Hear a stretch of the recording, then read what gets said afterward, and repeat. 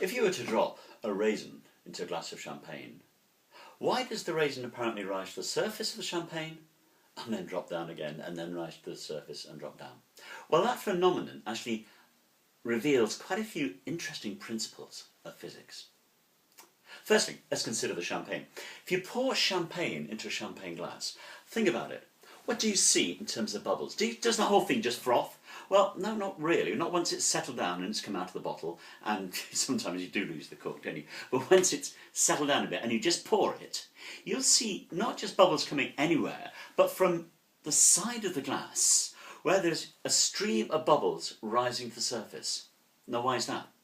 Well, what's happening there is that on the surface of the glass at that point, there must be an imperfection. There must be a tiny nudge or a nodule or a crack even, or a scratch. Somewhere, what we call a nucleation point.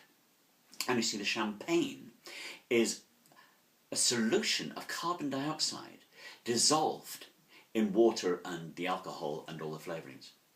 And that carbon dioxide will come out of solution if it finds the point where it can. And if it finds that nucleation point, that's what it'll do.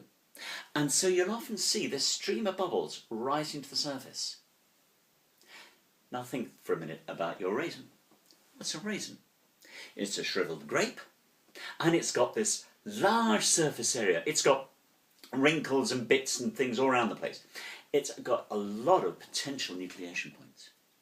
Drop your raisin into the champagne, and on these nucleation points, bubbles of carbon dioxide come out of solution and start to form bigger and bigger bubbles. Now, as they do that, of course, eventually the buoyancy of these bubbles will lift the raisin up through the fluid. And as the raisin goes up, then what happens to the bubbles? They actually get bigger.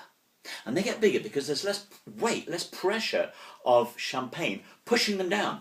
As they get nearer the surface, they're allowed to get bigger, so they increase their buoyancy, and eventually they might break off. Or eventually, as you get to the surface, they'll reach the surface and bop, and the carbon dioxide disappears. And so there is no longer such buoyancy on the raisin, and it falls to the bottom of the champagne.